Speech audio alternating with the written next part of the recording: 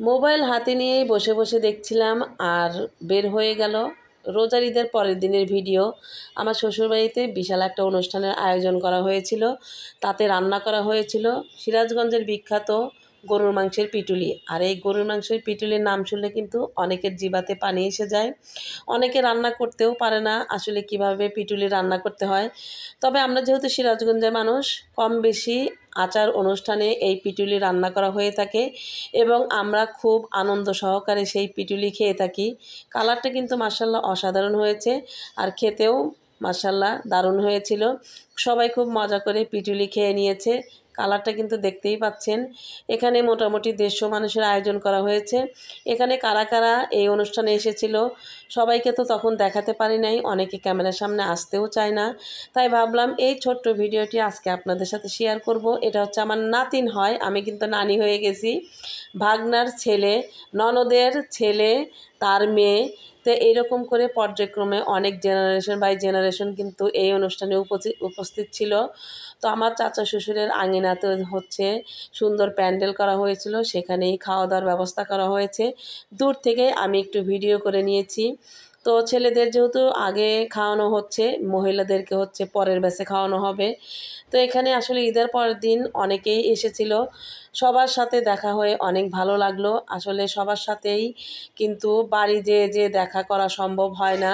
তো সেই জন্য আমার শ্বশুররা কয়েক ভাই মিলে একটা এই অনুষ্ঠানের আয়োজন করেছিল যে সবাই একসঙ্গে হয়ে এক জায়গাতে যেন সবার সাথে দেখা হয়।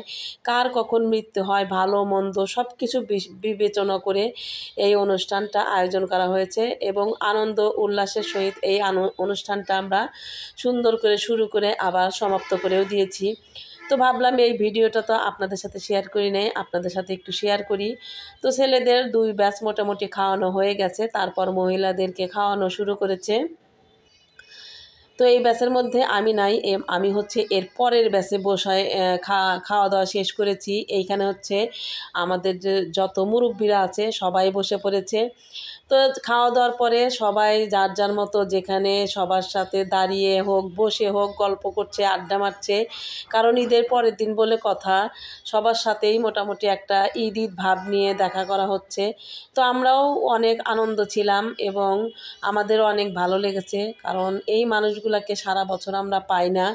সবাই ব্যস্ত থাকে যার যার কর্মস্থলে। তো খাওয়া দাওয়া শেষ করে সবাই আবার বিদায় নিচ্ছে। তো এটা হচ্ছে আমার ননদ জামাই। তো সবাইকেই বিদায় দিচ্ছি, আবার মনটা একটু কেমন কেমন লাগছে।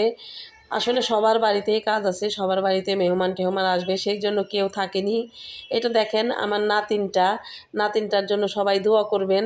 ফুসকু খুবই সুন্দর মাশাআল্লাহ, আল্লাহ যেন তাকে ভালো রাখে, সুস্থ রাখে। তো এইরকম অনেকগুলো বাচ্চা আছে যেগুলাকে আসলে পুরাটা দেখানো সম্ভব হয় নাই। তো একে একে সবাই কিন্তু চলে যাচ্ছে। আর এই তো আনন্দ কোনো মুহূর্তে আমাদের হচ্ছে রিভানও মোটরসাইকেলের উপর বসে আছে। এখন বলবেন যে রিভান আবার কে? রিভান হচ্ছে আমার ছোট ভাইয়ের ছেলে। এই তো ছোট ভাইয়ের বউ আর তার ছেলে। মাশাআল্লাহ, রিভানের জন্য সবাই দোয়া করবেন। আর এই তো একে একে সবাই দাঁড়িয়ে আছে, কাউকে বিদায় দিচ্ছি।